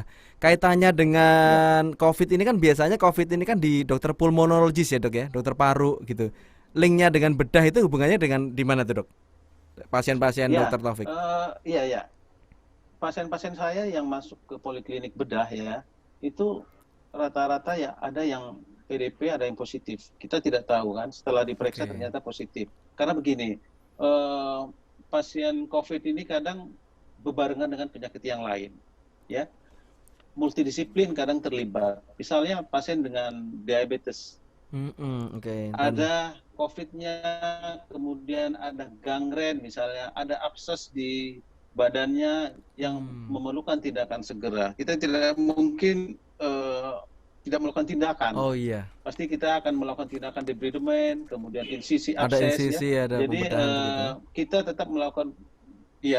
tetap melakukan debridement pada pasien-pasien dengan gangren, pada pasien diabetes yang kadang rapid test positif. Mau nggak mau kita harus melakukan proteksi, Mas Elias. Oh betul. Ya, jadi pakai APD level 2, level 3 lah. Ya, karena harus kontak langsung ya dok jadi ya. Kontak langsung, multidisiplin. Nah ini jadi dokter di rumah sakit kita sudah melakukan sedemikian rupa, selain APD, kemudian kita lakukan penyekatan dengan akrilik ya antara pasien dengan dokter, ada batas yang tegas. Itu sudah dilakukan usaha sedemikian rupa lah, jangan sampai dropletnya itu kita kena. Wah, thank you dok. Ini juga ada Bro Christian nih, beliau adalah nurse tuh. Mas Idias kan kalau ke kantor-kantor ya. Gimana dok? Kantor-kantor kan sekarang banyak udah modifikasi kan. Antara kalau Mas Idias misalnya ke kantor ke kantor-kantor misalnya kan ada modifikasi antara customer dengan petugas itu ada akrilik atau ada plastik kan. Di minimarket juga ada kan. Itu modifikasi supaya tidak kena droplet. Nah itu salah satu usaha-usaha jangan sampai terjadi penularan. Selain pakai masker ya. Kita pun di medis juga melakukan itu. Iya. Oke. Nah mungkin dari dari keperawatan mungkin nurse ya, ada Bro Christian. Els ada pertanyaan mungkin ke Bro Christian. Tanya dong dok dengan dokter Taufik. Ya. Untuk corona ini, virus 19 ini itu ada faktor utama untuk cepat penularannya itu seperti misalkan gini nih dok, ada kalau sesuatu orang itu dia terkena itu ada penyakit bawaan ya, itu cepat penularannya dok ya. Seperti itu. Jadi gini, artinya komorbid ya. Jadi ada penyakit penyerta yang memberatkan. Misalnya diabetes. Penyakit diabetes itu kalau kena COVID memang cenderung lebih berat. Karena satu faktor imunokompromis, daya tahan tubuhnya cenderung menurun, cepat terjadi infeksi ya. Kemudian pada penyakit-penyakit asma, pada penyakit paru menahun itu cenderung lebih berat pada usia tua juga dibanding usia muda ya, dengan daya tahan tubuh yang lebih baik, tidak ada penyakit penyerta, biasanya kalaupun kena dia tidak terlalu berat. Itu Mbak. Tapi kalau penyebarannya tetap sama nih ya, tetap penyebarannya tetap sama. Melalui penyebaran tetap sama melalui droplet. Makanya harus hindari batuk sembarangan ya. Betul. Kemudian ngobrol secara dekat. Kalau kita batuk tuh kadang droplet tuh kira-kira 20.000 droplet. Kalau kita ngomong kenceng tuh 4.000 droplet tuh virus. Bayangin aja kalau dalam lingkungan yang dekat semuanya bercanda, adanya positif, nular semua. Betul. Makanya perlu pakai masker. Oke. Nah, yang menarik di sini ada Bro Christian yang nurse, itu kan yang biasa menjemput pasien yang PDP ya kalau nggak salah ya, Mas Christian. Dan itu Mas Christian biasanya di ambulans di belakang tuh, yang memang kontak langsung lah istilahnya, satu ruangan mobil dengan PDP. Boleh diceritain ketika menghadapi ini tuh ada perasaan takutkah atau juga was-waskah atau enggak, aku percaya kok, aku pakai APD dan lain sebagainya. Apa yang Mas Christian rasain? Oke, sebenarnya sih memang secara manusiawi ya, pasti rasa was-was, rasa cemas itu pasti muncul. Apalagi ini merupakan virus yang baru tentunya, dan ya tahu bahwa ya kita belum divaksin karena memang vaksinnya belum ada. Belum ada, betul. Beda kayak TB atau virus-virus yang lain, ya mungkin kita udah divaksin dulu waktu bayi kan. Nah, untuk kasusnya ini memang agak spesial. Cuman memang yang menjadi keyakinan bahwa percaya bahwa APD yang kita gunakan itu sudah sesuai standar dan memang sudah istilahnya sudah tersertifikasi lah, bukan, mohon maaf kata, karena banyak sekarang ada yang nyumbang APD, ada bagian-bagian tertentu yang nggak ketutup.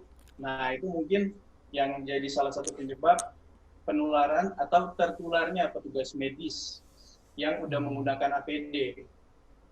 Karena memang kalau ngomongin APD itu coverall, emang harus ketutup semua. Dan pengalaman saya kemarin memang lumayan unik juga sih. Yeah. Karena memang menggunakan hazmat itu kayak kita di spa.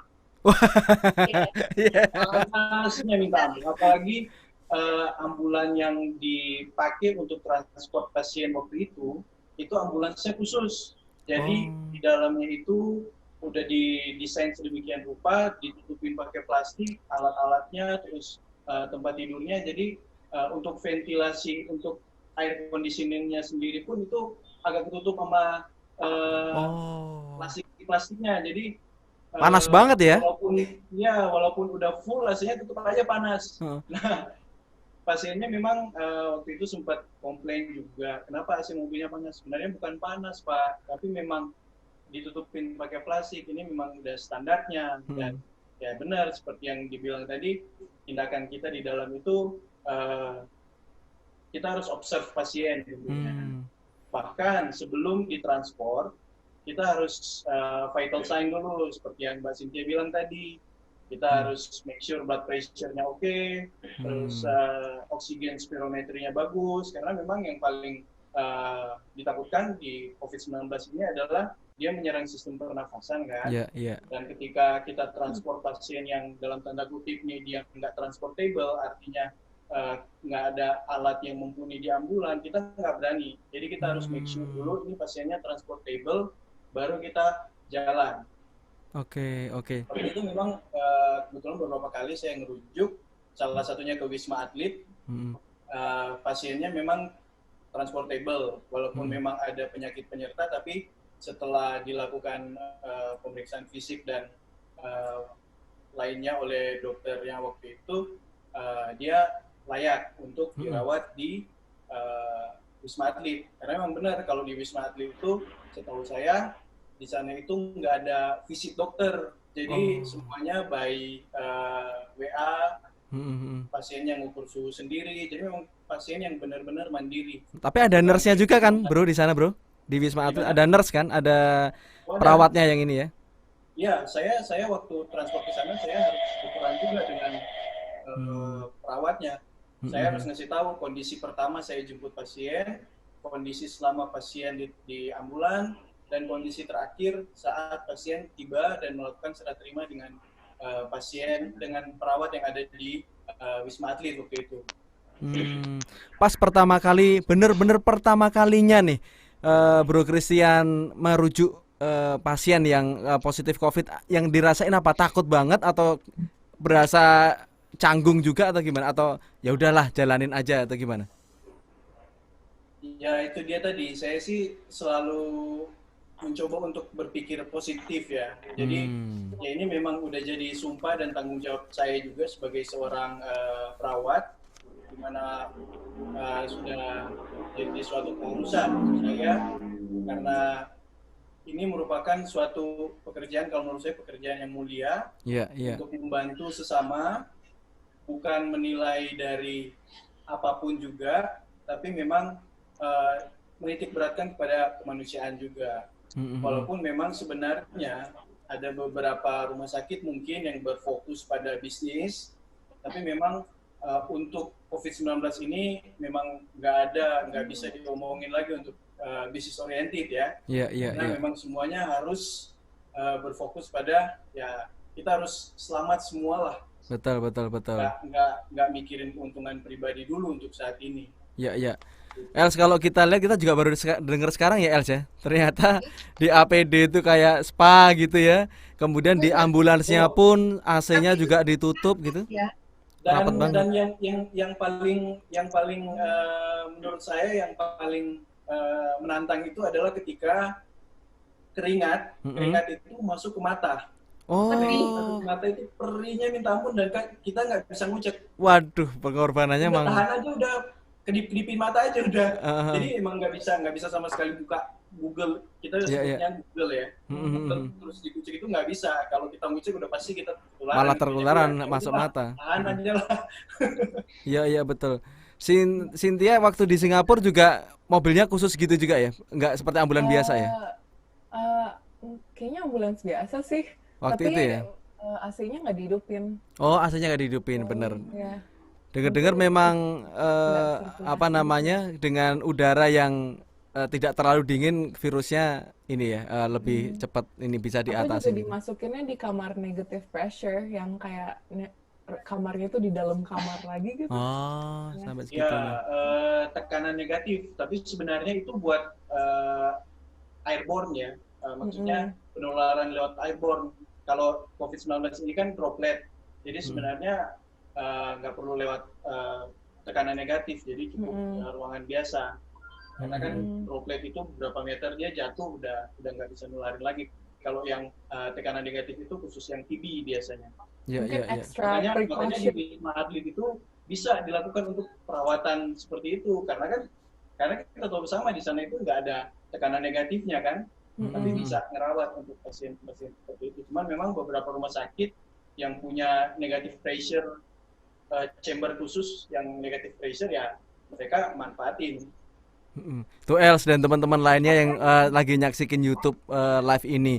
Tadi dari Dr. Taufik, dari Cynthia, kemudian dari Chris, beliau adalah seorang perawat, menyampaikan bahwa begitu perjuangannya loh untuk menghadapi COVID ini, sampai harus berjam-jam dengan pakaian APD gitu ya. Dokter sendiri pun, Dokter Taufik juga masih punya keluarga, kemudian harus juga berjaga-jaga, tetap harus melayani gitu ya. Jadi benar-benar sebisa mungkin tetap di rumah gitu ya. Sebisa mungkin kalaupun harus keluar rumah memakai masker dan perhatikan protokol kesehatan gitu ya. Kalau bisa sih jangan keluar rumah gitu ya. Dan misalnya kalau terjadi memang kita mesti bergotong royong. Makanya saya ingatkan lagi untuk mari berdonasi untuk kita bersama-sama bergotong royong bersatu untuk ngadapin COVID ini. Nah, ini ada Mas Hatta nih yang kebetulan juga musisi. Mas Hatta ini posisi ada di mana? Jakarta kah? Tangerang? Sekarang saya posisinya di Tangerang. Oh, di Tangerang ya. Nah, tetanggaan tuh kalau Karawaci tuh sama Cynthia tuh. Itu gimana nih? Karena Cynthia ini juga Brokersian di mana tuh? Brokersian. Wah, oke, tetanggaan ya. Iya. Nanti after COVID ya. Nanti kalau udah COVID-19 udah enggak, baru kita minta.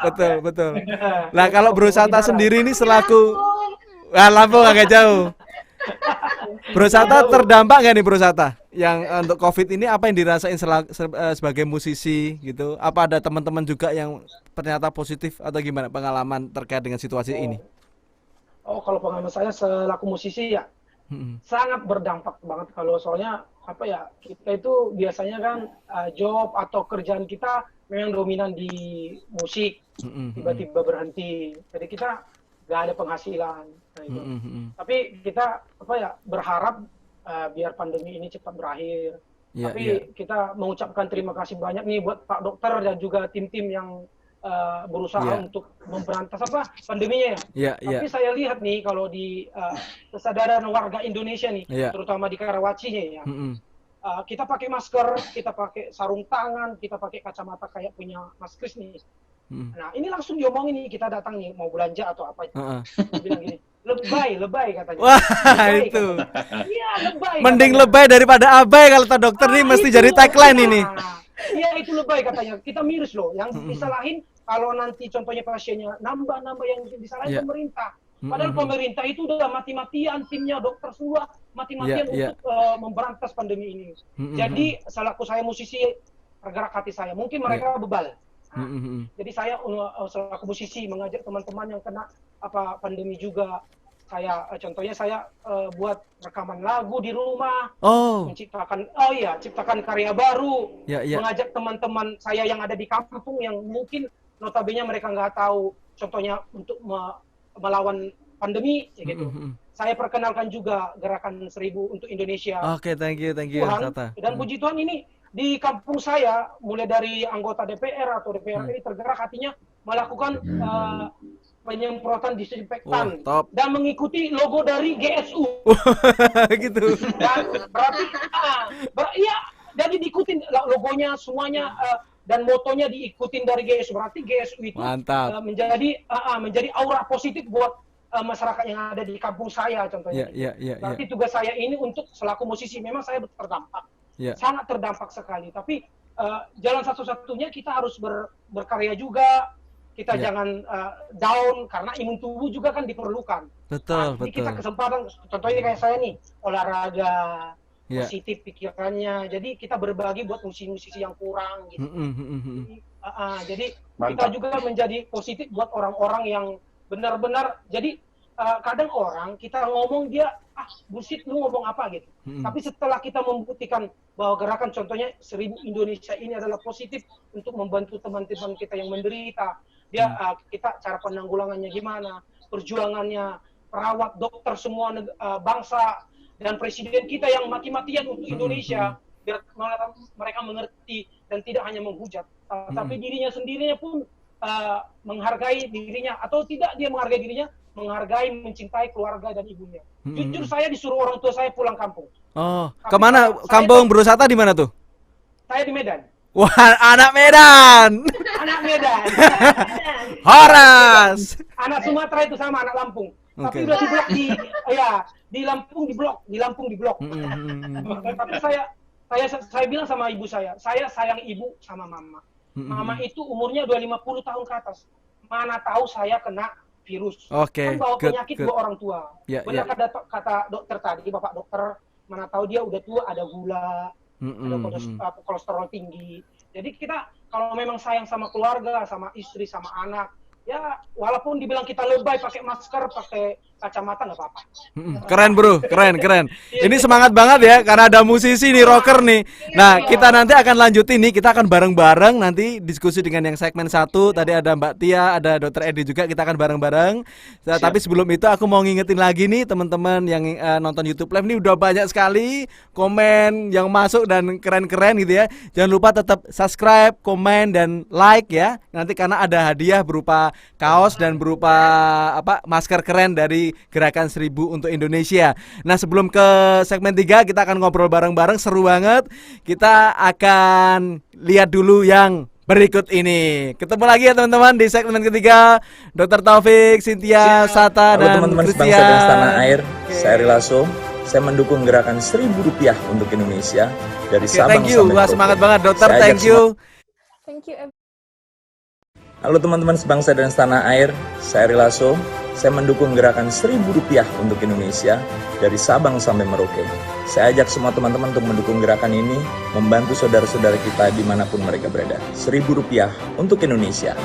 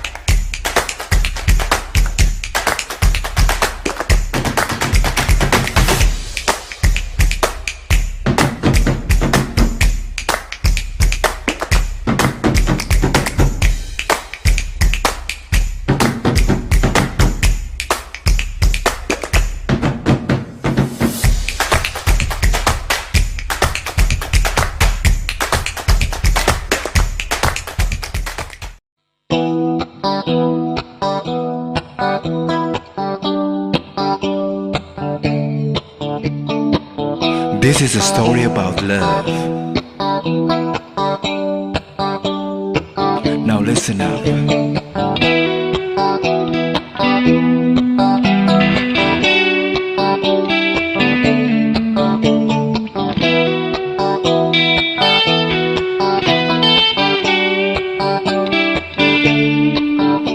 You said that you don't care for any reason why.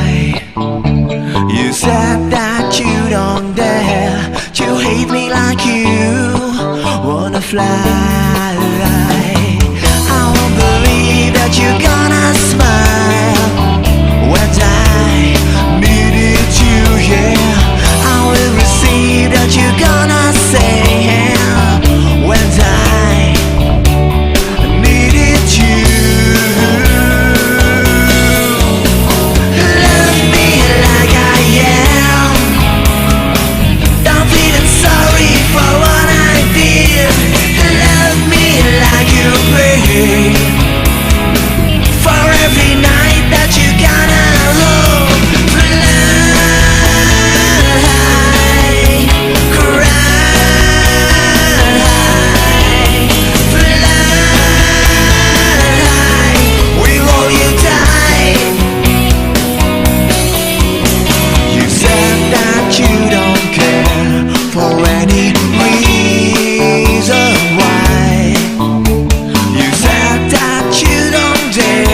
You hate me like you, yeah, wanna fly. I won't believe that you're gonna smile when I needed you. I will receive that you're gonna say, yeah, when I needed you. Love me like I am. Don't feeling sorry for what I did. Love me like you pray for every night that you gonna hold. Fly, cry. Too much noise, I think. Don't know what's going on. It's not good.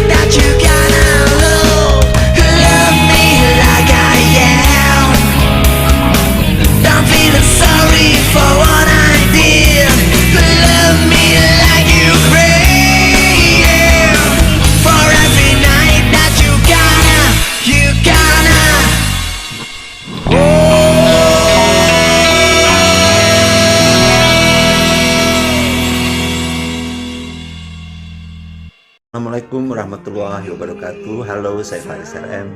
Saya sudah mendukung gerakan Rp1.000 untuk Indonesia. Dan saya mengajak Anda juga untuk mendukung gerakan Rp1.000 untuk Indonesia. Kurnia sinarku melukiskan kata harumnya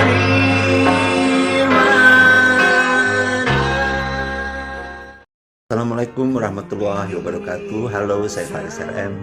Saya sudah mendukung gerakan Rp1.000 untuk Indonesia. Dan saya mengajak Anda juga untuk mendukung gerakan Rp1.000 untuk Indonesia. Kurnia sinarku melukiskan kata harumnya nirwana.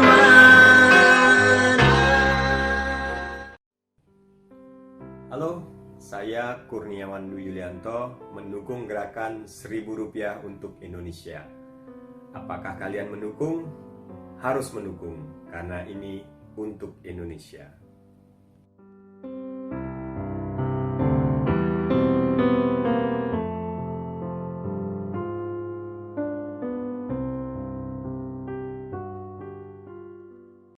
Assalamualaikum, saya Aswaro mendukung penuh gerakan Rp1.000. Ayo buat kita semua, kita lawan COVID-19 dengan cara mencuci tangan hingga bersih, memakai masker, serta menjaga kebersihan. Tetap semangat, jangan lupa tetap di rumah aja. Wassalamualaikum warahmatullahi wabarakatuh.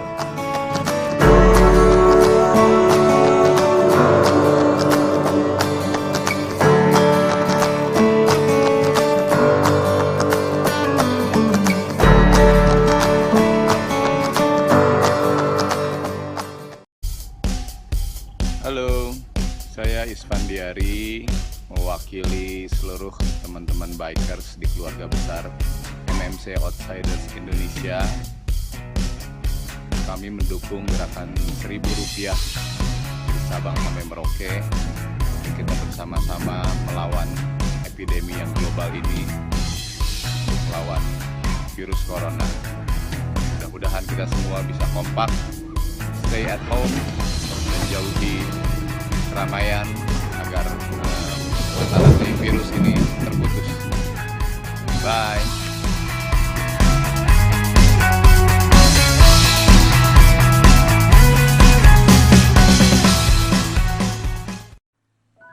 Mari kita bangkitkan semangat dan optimisme saudara-saudara kita dengan 1000 harapan untuk Indonesia. Saya Tia Subiakto. Kehangatan rembulan menemani. Deburan ombak ini takkan kemana-mana. Hijaunya hutan ini takkan kemana-mana. Tetesan embun ini takkan kemana-mana.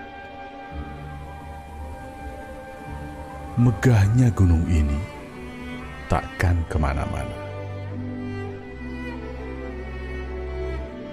Indahnya negeri ini takkan kemana-mana. Menanti dengan sabar selagi Ibu Pertiwi bernafas kembali, agar langit kembali biru, air kembali jernih, dan tanah kembali subur. Penantian yang sama juga tengah kita jalani. Penantian yang disertai harapan dan keyakinan bahwa semakin disiplin kita memisahkan diri, semakin cepat kita dapat bersatu kembali dan menikmati indahnya negeri ini.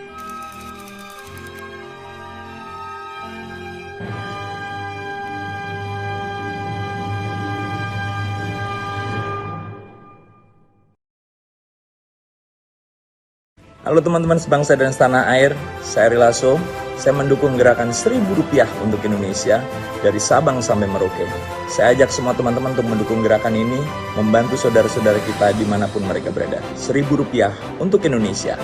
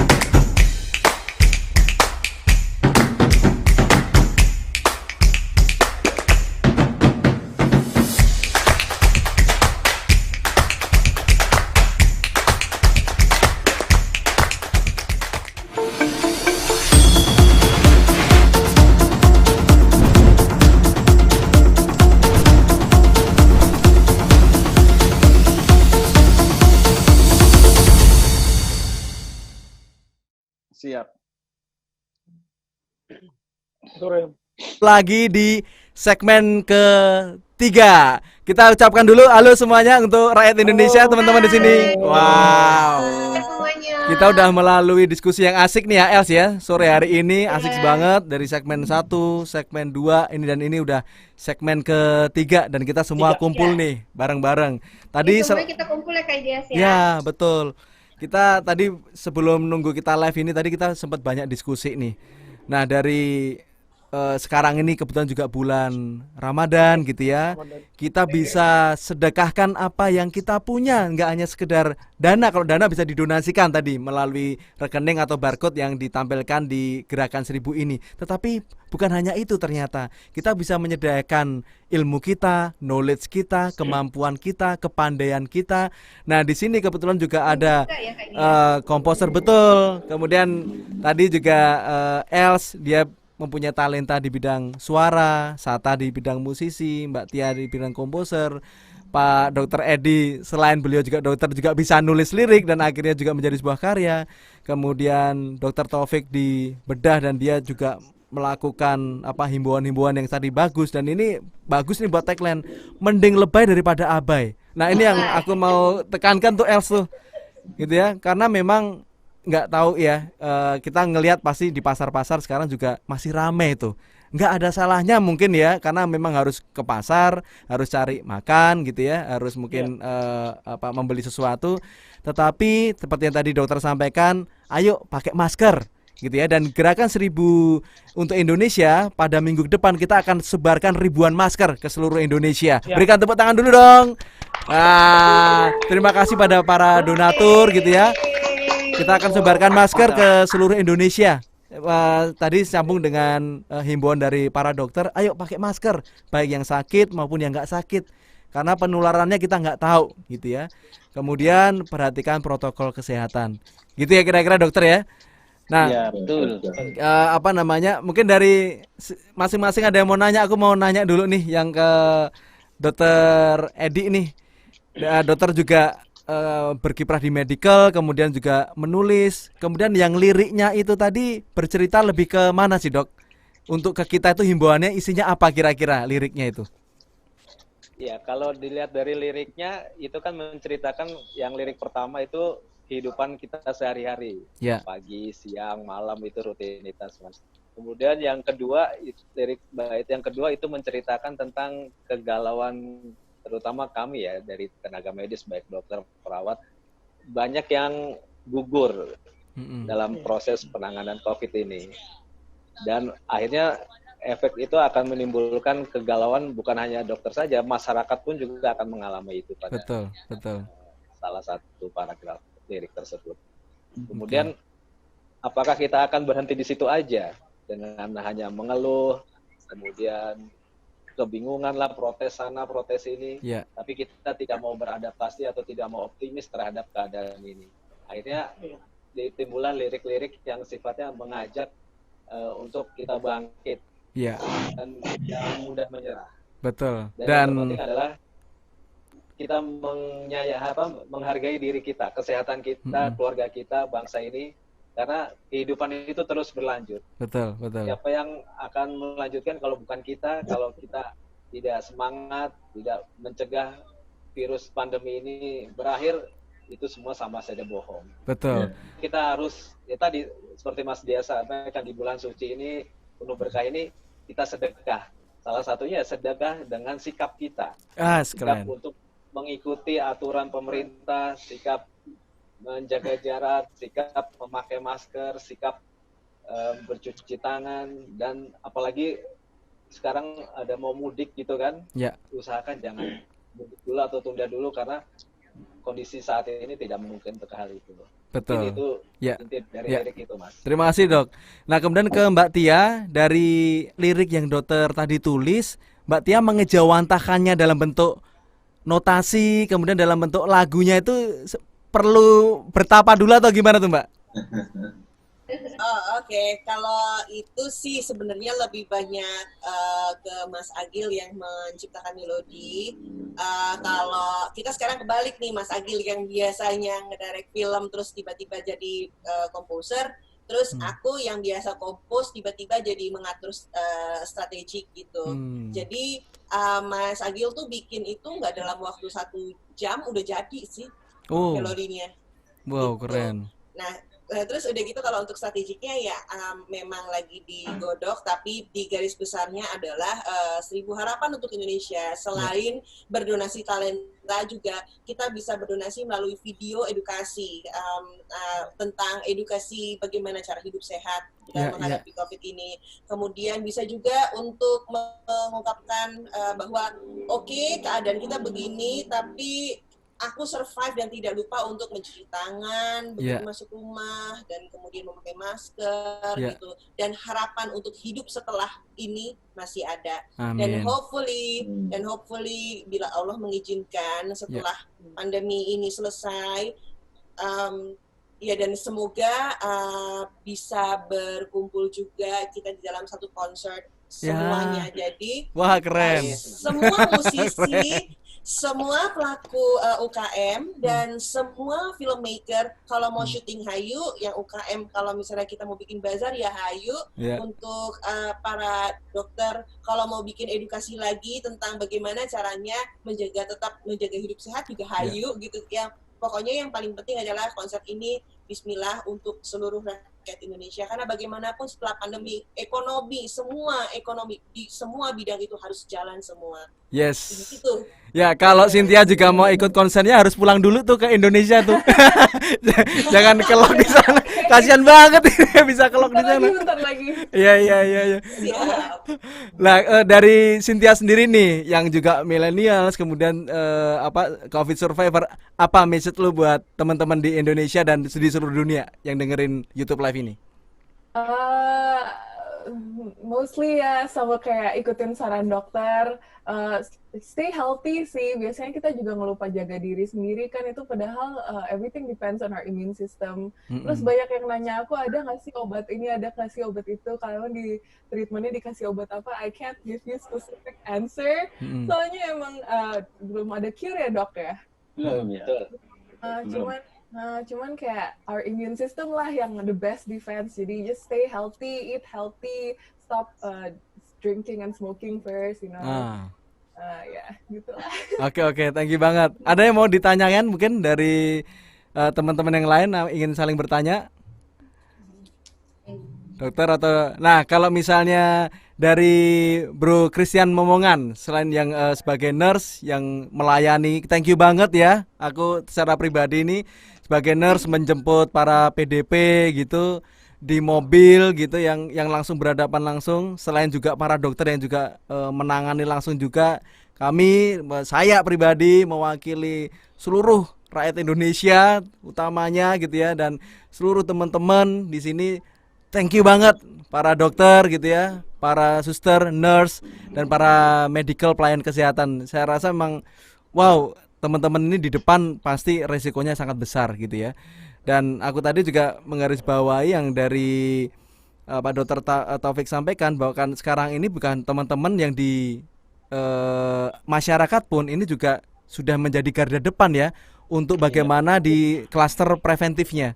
Karena kan kita ada dua ya, di kuratif itu tentunya nurse, dokter, semuanya masuk di situ, berhadapan langsung di garda depan. Kemudian di fase preventifnya, pencegahannya, kita sebagai masyarakat seperti yang tadi Sata sampaikan, gimana kita nggak usah mudik deh supaya nggak nularin. Itu keren banget Mas Isfandiari dengan juga melibatkan teman-teman yang difabel gitu ya, membuat masker, itu keren banget. Dan tadi dikonfirm dokter bahwa masker ini sekarang penting banget itu ya. Kemudian di yang keluarga terdampak tadi Mbak Uci ya, kemudian beberapa teman juga membuat sembako gitu untuk teman-teman di keluarga yang terdampak. Nah, kemudian kalau dari Mas Koko sendiri ini selaku juga yang penggagas dari gerakan ini, mungkin ada yang ingin disampaikan melihat kita benar-benar tadi pembicaraan ini, monggo Mas Koko. Kalau saya hanya menambahkan ya, kedengeran ya sih ya? Kedengeran Mas, ya. Kedengeran loh. Oke. Saya ingin menambahkan sebentar lagi negeri ini 75 tahun. Ya, 75 tahun kemerdekaan ya Mas. Ya, semoga niat baik teman-teman tenaga, pikiran, waktu, dan banyak hal yang sudah disumbangkan ini bisa menjadi bagian dari kita semua ingin merayakan 75 tahun Indonesia Merdeka. Amin. Amin. Dan 75 tahun Indonesia Merdeka tentu semua berharap tadi yang seperti Pak Dr. Taufik bilang, ayo kita disiplin agar supaya sebelum 17 Agustus nanti mudah-mudahan COVID-nya sudah nggak ada di Indonesia. Amin, amin, amin. Dan Cynthia sudah bisa pulang ke Indonesia ya. Itu aja. Liburan lagi. Iya. Kalau dari Mas Is, silakan Mas Is, selaku filmmaker, kemudian penggerak IT, bikers juga, gimana Mas? Ya sih, saya sih ada titipan dari teman-teman motor ya, terutama dari klub saya gitu, untuk teman-teman seluruh bangsa Indonesia itu mudah-mudahan epidemi ini menjadi pelajaran ya. Pertama, kita ingin karena kita menghadapi musuh yang sama, kami mohonkan untuk semua lapisan masyarakat untuk keluar berfokus pada musuh yang sama, tidak membuang-buang energi pada hal-hal yang antiproduktif. Yeah. Karena kita biasalah kalau misalnya di dalam suatu bangsa perbedaan pendapat atau apa itu sebenarnya wajar-wajar aja. Tapi saat ini mungkin karena musuh kita ini sedang satu musuh gitu. Teman-teman di segala lapisan, dari para komunitas kah, ormas kah, atau misalnya pejabat kah, dan semuanya itu untuk lebih fokus pada penanganan ini gitu. Tidak, ya banyak juga kalau kita mau mengakui di medsos, di Facebook, di mana banyak banget sharing-sharing yang memang antiproduktif menurut kami gitu. Yeah. Malah tidak membantu, malah tidak melancarkan, tapi malah menjadi handicap yang sebenarnya tidak perlu. Gitu. Iya, dari kontraproduktif ya. Jadi kontraproduktif banget. Itu mudah-mudahan sih pada sadar ya, mudah-mudahan teman-teman dari agamawan juga terutama yang memiliki umat yang banyak, para public figure atau misalnya teman-teman artis juga mungkin dan seniman dan semua itu sama-sama mengasah kepekaan kita pada satu musuh ini gitu. Karena biar bagaimanapun memang banyak terjadi ya peristiwa-peristiwa yang malah tidak helpful banget, nggak membantu gitu, malah makin bikin runyem gitu, makin bikin itu dari teman-teman itu sangat concern banget sih, sehingga mereka semua berikhtiar dengan segala upaya untuk menyebarkan pesan-pesan positif, dan yang paling penting itu harus benar-benar patuh pada anjuran orang-orang yang lebih mengerti, terutama dari para dokter, pemerintah yang memberikan suatu aturan-aturan untuk policy agar pandemi ini cepat berakhir gitu. Itu aja mungkin dari kami, saya mewakili klub juga yang lain. Supaya produktif ya, supaya kita bersinergi, bersatu, bergotong royong. Ayo bareng-bareng, kita mesti bertempur bareng-bareng nih, harus kompak nih, kayak zaman dulu tahun 45 gitu ya. Nah itu, karena butuhnya ini. Betul. Keren. Apalagi 75 tahun nih kita nih sebagai bangsa diuji bareng-bareng nih. Oke. Kalau Bro Christian nih dari Nurse, ada message ke ini terakhir mungkin untuk closing dari Bro Christian. Dan para dokter dan semua lapisan medis lah, penunjang tenaga medis yang sementara berjuang memerangi COVID-19 ini, tetap semangat guys. Yes. Pengorbanan kalian itu pasti suatu saat akan membuahkan hasil yang sangat indah. Selalu ada pelangi sehabis hujan. Mantap. Thank you Christian. Kalau dari Sata, silakan selaku musisi. Sebelum nanti closing Dr. Taufik ya. Kita tetap semangat, biar lebay asalkan sehat ya. Biar lebay asalkan sehat. Itu tagline baru lagi tuh Sata tuh. Oke. Dari Els dulu mungkin dari Lampung nih. Ada message untuk teman-teman sebelum ke dokter? Pokoknya tetap semangat. Jangan lupa di rumah aja. Kalau perlu tuh nggak usah keluar. Kita patuhi semua apa yang diinginkan pemerintah.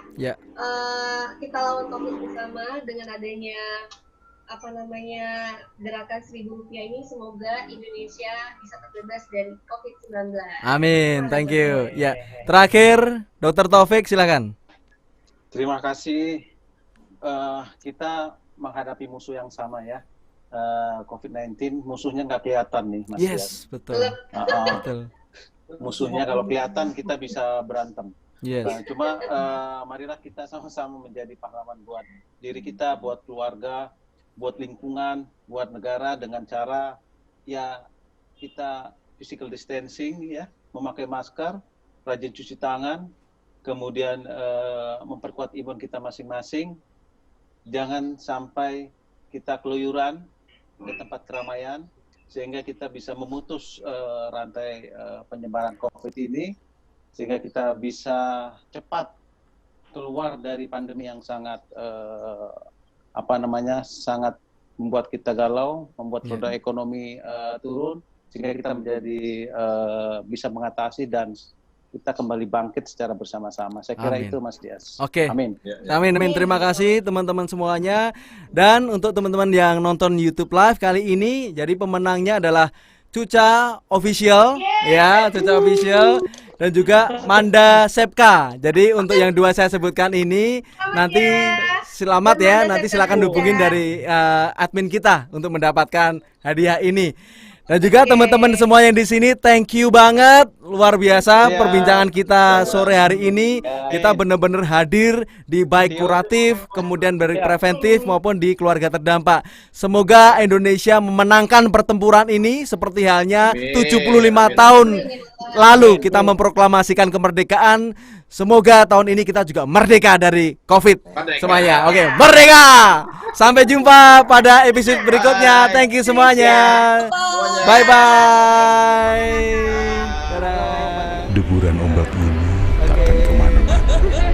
Yes. Oke, thank you banget Mbak Tia. Thank you. Takkan kemana-mana. Tetesan embun ini takkan kemana-mana. Megahnya gunung ini takkan kemana-mana. Indahnya negeri ini takkan kemana-mana. Menanti dengan sabar selagi Ibu Pertiwi bernafas kembali. Agar langit kembali biru, air kembali jernih, dan tanah kembali subur. Penantian yang sama juga tengah kita jalani. Penantian yang disertai harapan dan keyakinan bahwa semakin disiplin kita memisahkan diri, semakin cepat kita dapat bersatu kembali dan menikmati indahnya negeri ini.